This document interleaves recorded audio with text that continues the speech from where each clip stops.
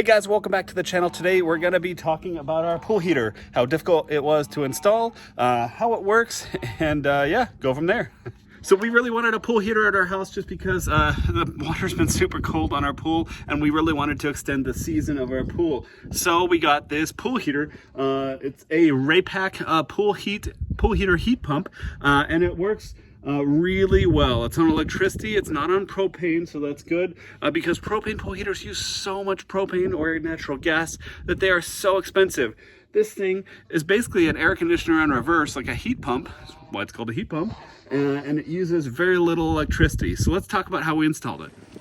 All right, so this is the pool heater. So we're going to talk about two things in the installation process. That is the electrical coming to it, as well as the water coming to it. So first things first is the electrical. Pretty simple here. We just got some metal conduit that goes to some flex conduit and then goes up and into the heater itself. In there, you're going to need a few things. Basically, 3 conductors at a minimum of 6 gauge. Don't have enough fingers, 6 gauge. That is a minimum. In this case, you also do need a 50 amp breaker in your panel that runs this. Thankfully, we had a spare spot, so we can run that to here. Once you get that, you just open up this panel and you plug it into the 3 connectors that shows in the manual. Pretty simple, and that's the electrical. We also put a little retaining clips for the flex coupler right here, just to keep the conduit from coming down. The other part is going to be the valve system to get the water in and out. Pretty simple. It's labeled on here, inlet and outlet. And it actually comes with these little couplings, so that is super handy. One thing to note, you can get 3-way valves for this, which is pretty standard, but they were not available for us, so we ended up using standard valves. With this, there are 3 valves, and that is because you do want to isolate the heater or the heating circuit if necessary for maintenance or various other reasons. So typically, you'd have the water coming out of the filter, which is the last stop. Through here, this might be open, and then you go down into the pool.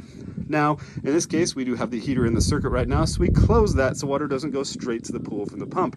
Instead, the water will come out of the pump through this valve that's open, and through here to the inlet of the heater, then through the outlet, through this open valve, and then down to the pool. It is pretty simple.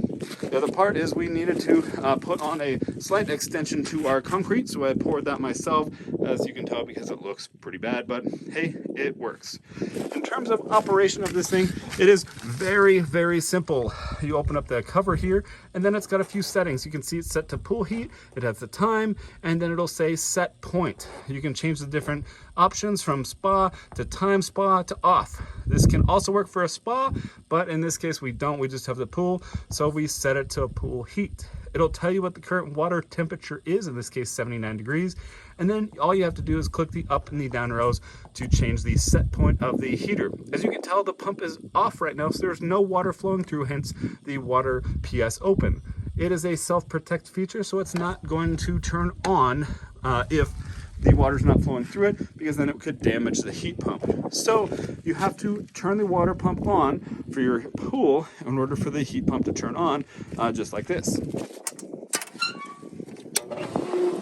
Okay, you can hear the pool pump turning on. Give it a second, 2 or 3. There you go. And it is heating now, as you can see. It is actually surprisingly quiet, thankfully, so that is good. See, without the pool pump, it's actually pretty quiet. The other thing to consider here is the spacing. Because it is taking air in and blowing it out the top, you need some space behind it. Make sure to look at the manual. I believe it is 1 foot that you need behind it, if I'm not mistaken. So that is pretty much it for installation. Like I said, you do need to make sure lots of space, and that's pretty much it. You really don't need a tie between your pool pump switch and the heater, because it does automatically turn off and on. So that's pretty much it. Pretty quick video. I highly recommend it. All I really needed to do the work on the valves and everything else was just some PVC pliers. I needed some dikes and some strippers and stuff like that for the wires. I have links to all of those that I used in the description and in the pinned post. If you need any of those tools, that definitely helps us out a lot.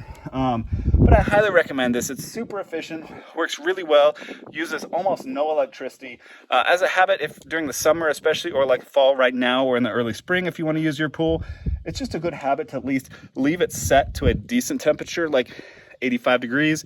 So that way it keeps that pool water at 85 degrees, and then you can raise it if you need to that morning. It does take a good like 12 hours to raise your pool temperature by about 20 degrees, and you do need to make sure to get the proper size of pool heater for your pool. There's numerous calculators and stuff on there. We went with the biggest, 144,000 BTU, just because we wanted to be able to heat it quickly and efficiently. But I highly recommend it. If you have any questions about installing it, it's pretty simple, but you can go ahead and put them in the comments below and I'll try to answer them as best as I can. Otherwise, please check out our links for the tools if you need any of those, and let me know, and we'll see you guys next time. Thank you.